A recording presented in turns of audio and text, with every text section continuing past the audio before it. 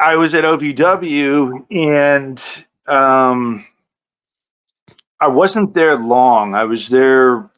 I mean, you could probably go back and look, but I would like to think that I was one of the shortest tenured OVW developmental guys of all time. I feel Definitely, like you didn't have many matches there.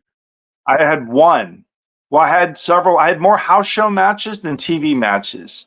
And it's funny because people always ask, like, "Oh, did you ever meet Cornette?" You know, and I'm like, "Well, I must have, because he called my match, the one and only match I had with Aaron Stevens." Yep.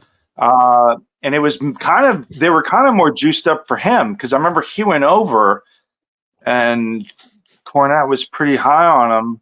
And I think I met him backstage, but nonetheless, I was very disillusioned with the training that I was getting at OVW, because I thought, oh man, this is the big leagues. Like this is like NBA training camp.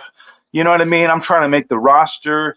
And it wasn't like that at all. I didn't find it all. I felt that it was very kind of systematic. It was very well, for example, whenever I hear the word factory, I kind of shudder at it. And the only kind of exception I would think would be Monster Factory, right? Because of all the greats that they've put out.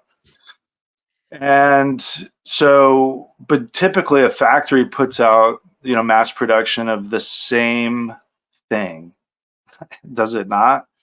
And so that's kind of how I felt that experience there was. They wanted everyone to do the same stuff. They wanted everyone to work the same way. And and I'm not saying a WWE style, because that in and of itself took some adjusting to it. It took me a couple of years really to adjust to that style, to understand that flow of storytelling, and so, but at OVW, I felt that I would get kind of admonished for doing things differently and trying to kind of push it a bit further. Not like I'm trying to do anything that was insane, but it was just, it was taking the box that they were thinking in and offering up a very flowy orb of sorts. And they're like, well, that's not a box. It has to be in the box,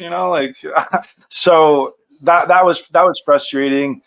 And anytime we would have people down, I was fortunate enough to work John Cena when he was ascending as a heel rapper. I remember that. He had Bull Buchanan at his side, and I think he had caught wind possibly that I had gone through UPW's program post their developmental. But needless to say, we got along really well. So much, in fact, that he got in trouble after that match for giving me too much offense. Oh, wow. I remember that was that on Velocity? It was on Velocity. Yeah. And I get that point, because I wasn't under contract at the time, but I was coming in fairly regularly, to the point where one time I remember Johnny Ace asked me who I wanted to team with and who I wanted to work with, and like I'm not even under contract yet. So needless to say, I had this night before with Cena, but even when he came to OVW, he's like, "Why are you here? Like you don't need to be here." I was like, "Hey, I'm just